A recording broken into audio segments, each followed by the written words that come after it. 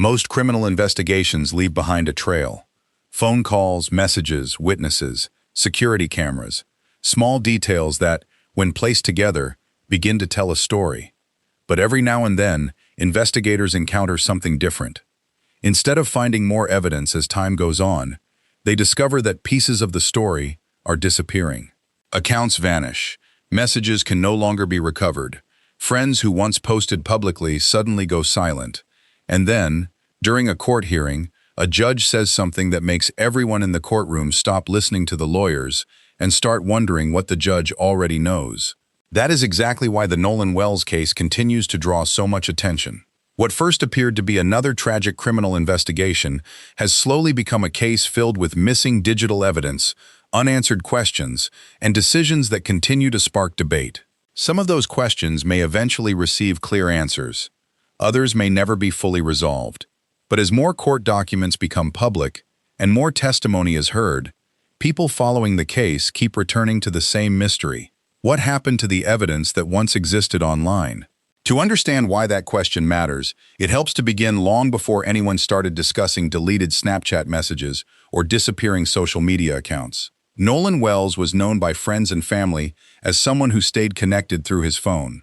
Like millions of young people, much of his daily communication happened through apps instead of traditional text messages. Conversations moved quickly from Snapchat to Instagram, then to group chats and private messages.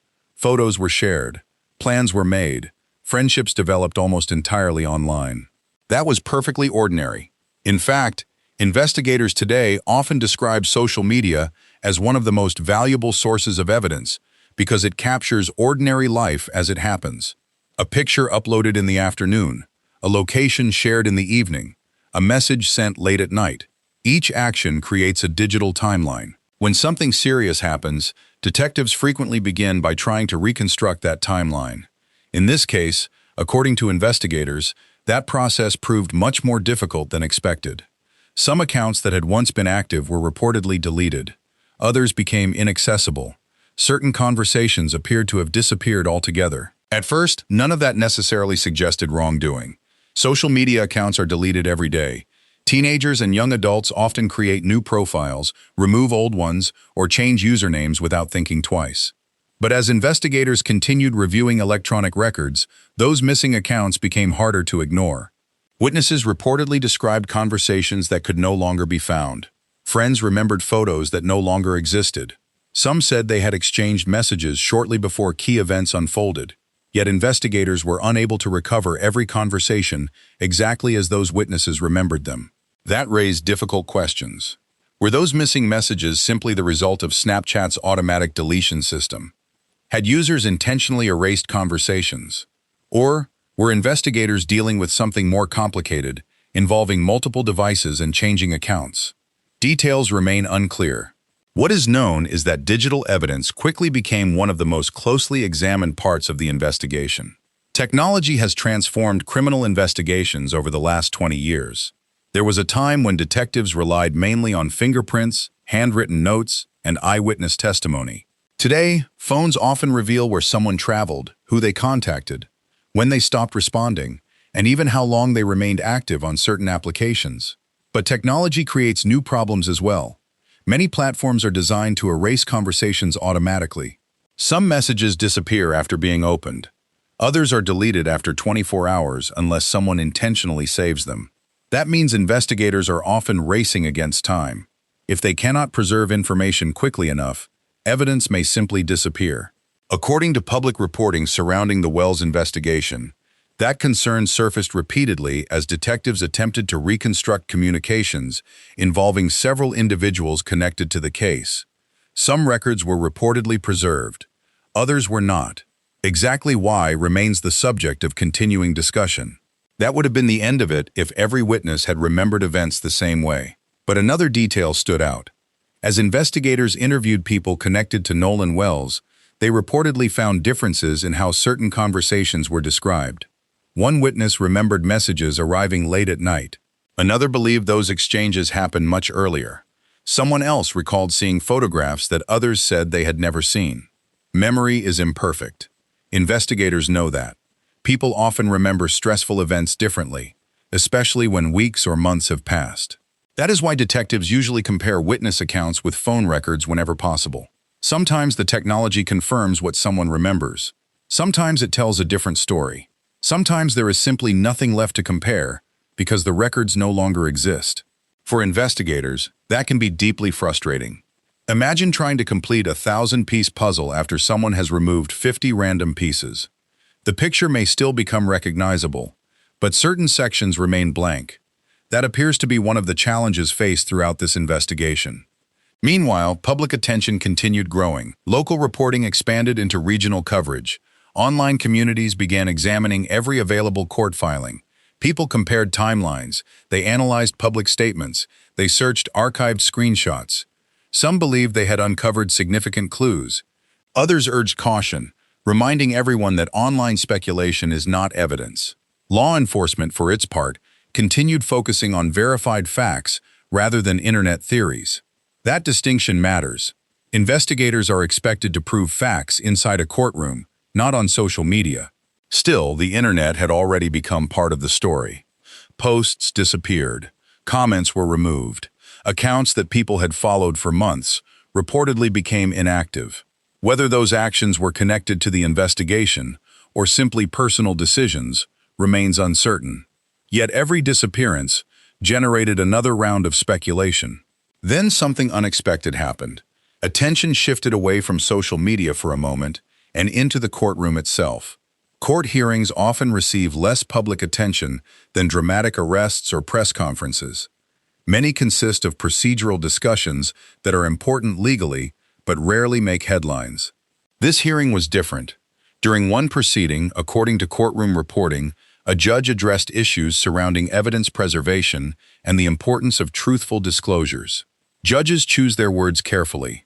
They know attorneys, reporters, victims' families, and members of the public are listening. So when a judge issues a particularly pointed warning, people naturally pay attention. Exactly how that warning should be interpreted has become the subject of considerable discussion. Some observers viewed it as a routine reminder that applies in many criminal cases. Others believe the judge's comments reflected concern about how certain evidence had been handled. Court records themselves generally provide the most reliable guide, and they often show that judges make such warnings to ensure every party understands its legal responsibilities rather than to suggest guilt or innocence. Still, hearing those words inside a courtroom changed the atmosphere. People who had previously focused only on missing Snapchat messages began asking a broader question. Was digital evidence becoming one of the central issues in the case? That possibility led investigators, attorneys, and independent observers to examine timelines even more closely. Phones became increasingly important. When had devices last connected? Which accounts remained active? Which ones disappeared? Could deleted material still be recovered through service providers? The answer depended on numerous technical factors. Some companies retain limited information. Others store very little. Certain records require legal requests within specific timeframes. Once those windows close, recovering information becomes significantly more difficult. For families searching for answers, those technical limitations can feel painfully unfair. A conversation that existed one day may simply be gone the next. A photograph someone clearly remembers may never be recovered. A message that could explain someone's final movements may have vanished before investigators even knew to request it. Those realities have become increasingly common in modern criminal investigations. The Wells case serves as another reminder of how quickly digital evidence can disappear. Yet despite those challenges, investigators reportedly continued gathering other forms of evidence. Witness interviews continued. Electronic records that remained available were reviewed. Timelines were refined. Every confirmed fact became another piece of a much larger picture. Even so, questions lingered. Why had some online accounts reportedly disappeared around the time investigators were attempting to reconstruct events? Were those actions connected in any meaningful way to the investigation? Or were they simply unrelated choices made by individuals suddenly finding themselves caught in an intensely public case? At first, those questions seemed impossible to answer. Then, additional information began emerging from witness interviews and court proceedings that shifted attention away from the missing accounts themselves and toward the people who had access to them. That brings us to the next stage of the investigation.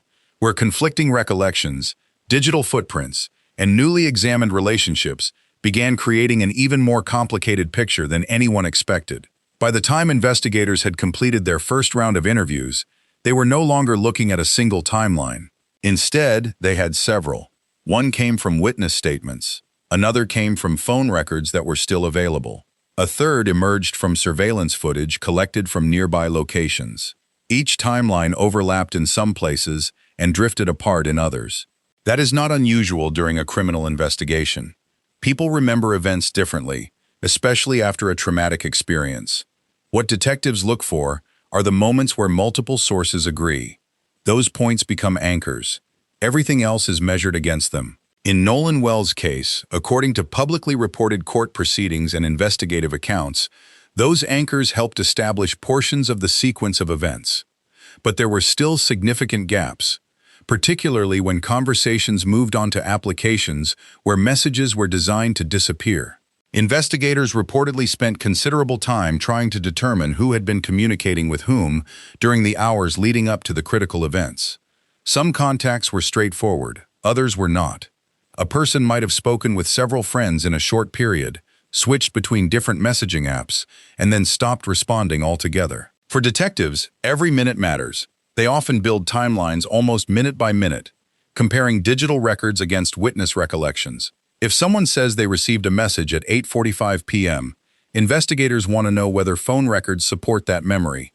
If another witness recalls a video call later that evening, they look for evidence that such a call occurred. Sometimes everything lines up. Sometimes it does not. That is where contradictions begin to appear. According to reporting surrounding the case, several witnesses described conversations that did not perfectly match one another. One person remembered learning important information through Snapchat. Another believed it came through a different platform. Someone else insisted the conversation had happened in person rather than online. None of those differences automatically suggest dishonesty. Human memory simply does not work like a video recording. Researchers have long found that people can accurately remember the emotional impact of an event while misremembering smaller details such as the exact time, the order of conversations, or even who spoke first. That is why investigators compare independent sources instead of relying on a single account. But another detail stood out.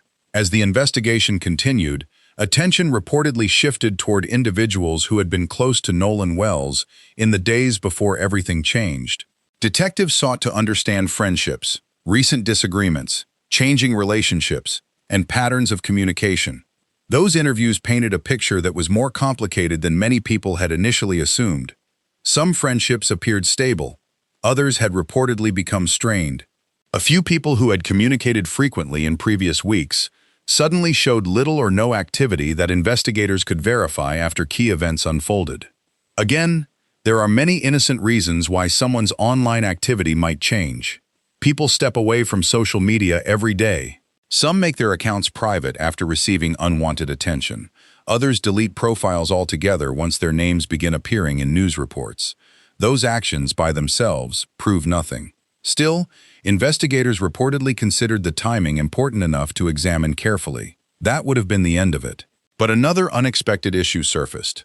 Digital investigators increasingly faced the challenge of determining not only what evidence remained, but what evidence had once existed. That may sound like a small distinction, but it is an important one. Imagine reading a book and discovering that several pages have been removed. You immediately know something is missing. What you do not know is what those missing pages contained. That is often the situation investigators face with deleted electronic communications. They may find evidence that messages once existed without being able to recover every word that was exchanged. Sometimes metadata survives. Metadata is simply information about the communication rather than the communication itself. It may show when a message was sent, when an account was active, or when an image was uploaded, even if the actual content cannot be viewed. According to publicly available information, detectives examine those kinds of technical records whenever possible. Each small detail helped narrow the timeline. Each confirmed activity reduced uncertainty. Even so, important questions remained unanswered. Meanwhile, public discussion continued to grow. Online forums filled with theories. Some people became convinced they had identified hidden motives. Others believed entirely different explanations fit the known facts. Law enforcement consistently reminded the public that speculation should not be confused with evidence. That reminder became increasingly important as isolated screenshots and partial conversations circulated online without complete context. A single image rarely tells the whole story. Investigators know that. Context matters. Who sent the message? Who received it? What happened immediately before? What happened afterward? Without those surrounding details, even authentic evidence can easily be misunderstood. That principle guided much of the courtroom discussion, as attorneys argued over what information should be introduced and how it should be interpreted. Then something happened that shifted the emotional tone of the case. Family members attended hearings where difficult details were discussed in open court. For them, this was never about internet debates. It was about finding answers. Every hearing meant reliving painful memories. Every new filing brought hope that another piece of the puzzle might finally fall into place. Families often endure months or years of uncertainty during complex investigations. Even when progress is being made, it may not feel that way from the gallery inside a courtroom. Proceedings move slowly. Legal arguments can last hours. Witnesses answer questions one at a time. Documents are introduced carefully. It is a process designed to protect fairness, not speed. That pace can be difficult for everyone involved. As testimony continued, investigators reportedly described the extensive work required to analyze digital devices. Modern smartphones contain enormous amounts of information: location history, application data, photos, search records, call logs, internet activity. But recovering that information is rarely as simple as connecting a phone to a computer.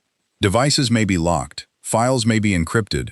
Applications may store information on remote servers rather than the phone itself.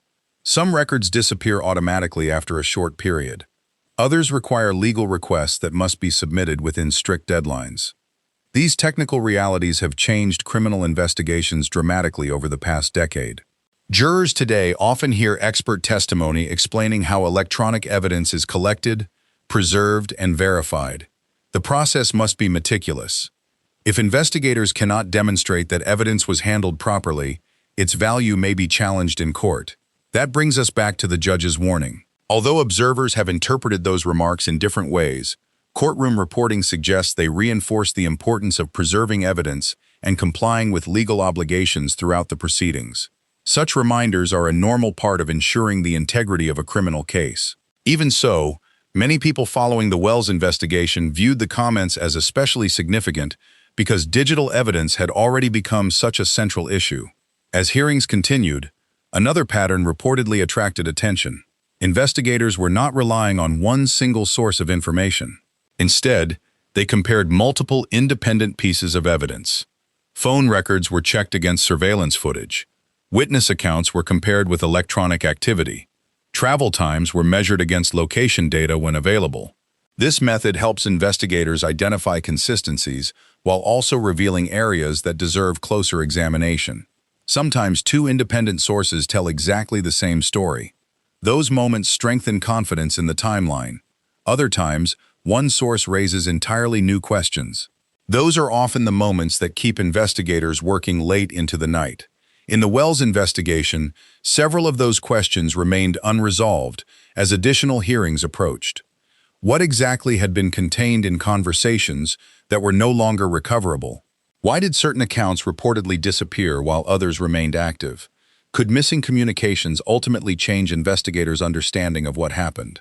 Or would the remaining evidence prove sufficient to establish the facts? Those questions continued to hang over the case. By now, investigators had assembled a far clearer picture than they possessed during the first days of the investigation. Yet clarity does not always eliminate uncertainty. Sometimes it simply narrows the list of possibilities. The remaining questions become sharper, more specific, more difficult. And as prosecutors and defense attorneys prepared for the next stage of the legal process, attention increasingly turned toward how all of the available evidence, digital records, witness testimony, forensic findings, and courtroom arguments would fit together into one coherent account of what happened. That final picture would not depend on internet speculation or isolated screenshots.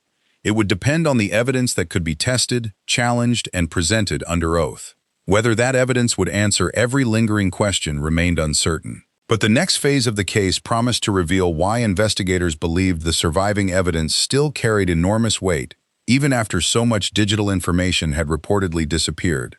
As the investigation moved deeper into the legal process, one reality became impossible to ignore.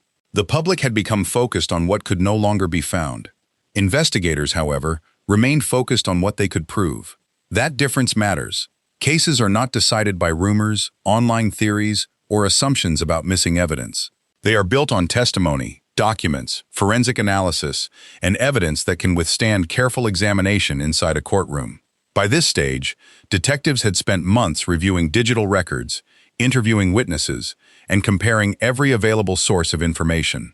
While certain communications reportedly could not be recovered, investigators were not left with an empty file. They still had interviews. They still had physical evidence. They still had records that survived, and they still had a timeline that had been refined repeatedly as new information became available. That timeline became one of the most important parts of the case. Rather than relying on any single witness or any one phone record, investigators reportedly assembled dozens of separate pieces of information that together formed a broader picture. One witness confirmed a meeting. Another verified when someone left a particular location. Electronic records helped establish activity on a device. Surveillance footage placed vehicles or individuals in certain areas at specific times. None of those details alone answered every question. Together, they carried far more weight. This is how many complex investigations unfold. The strongest cases are often built not around one dramatic discovery, but around numerous smaller facts that support one another. Think of it like laying bricks. A single brick cannot hold much on its own. Hundreds of carefully placed bricks create a solid structure. Investigators appeared to follow that same approach throughout the Wells investigation. That did not mean every mystery disappeared. Far from it. Some questions remained unanswered, particularly those involving conversations that may never be fully recovered. For the Wells family and everyone closely connected to the case, those unanswered questions carry enormous emotional weight. Families naturally want every detail. They want to know every conversation, every decision, every moment that led to tragedy. Unfortunately, investigations cannot always provide complete certainty. Technology has made communication faster than ever before, but it has also made some evidence more fragile than many people realize. Messages disappear, accounts are deleted, data retention policies vary from one company to another. Sometimes information is preserved, sometimes it is gone, before anyone realizes it may become important. That lesson extends well beyond this one investigation. Law enforcement agencies across the country have repeatedly emphasized how quickly digital evidence can vanish if it is not preserved. For many viewers, especially those who remember a time before smartphones became part of everyday life, that reality can feel surprising. Years ago, investigators searched filing cabinets, notebooks, and photo albums. Today, they often begin with cloud servers, encrypted applications, and digital accounts that may exist across several different devices. The tools have changed. The goal has not. Investigators are still trying to answer the same basic questions. What happened? Who was involved? Can the available evidence establish those facts beyond reasonable doubt? As court proceedings continued, attention increasingly shifted away from speculation and toward the evidence that would actually be presented before a judge and, if necessary, a jury. Attorneys on both sides prepared to examine witnesses carefully. Each question asked in court served a purpose. Some aimed to clarify timelines. Others challenged recollections. Still others focused on how evidence had been collected and preserved. That process can appear slow to those watching from the outside, but it exists for an important reason. Every piece of evidence must be tested. Every witness may be questioned. Every conclusion must be supported. That is one of the foundations of the justice system. The judge's earlier warning, which had attracted so much public attention, continued to be discussed long after the hearing ended. Some observers viewed it as unusually forceful. Others noted that judges frequently remind attorneys and parties about their obligations concerning evidence preservation and courtroom conduct. Without the full legal context, it is difficult to draw broader conclusions from those remarks alone. What remains clear is that the comments reinforce the importance of transparency throughout the proceedings. For many people following the case, that message resonated. it served as a reminder that investigations are not simply about discovering evidence. They are also about protecting it, documenting it properly, and ensuring that everyone involved follows the same legal standards. As more information became public through court filings and hearings, the overall picture grew clearer in some respects. Yet certain questions continued to resist simple answers. Why did some online accounts reportedly disappear when they did? Could every deleted communication be explained by the normal operation of social media platforms? Or did at least some of those missing records have greater significance? Investigators have not publicly provided definitive answers to all of those questions. Until they do, or unless additional evidence emerges, those issues remain part of the unresolved background of the case, rather than established facts. That distinction is important. In high-profile investigations, it is easy for unanswered questions to become accepted as answers through repetition alone. Responsible reporting requires something different.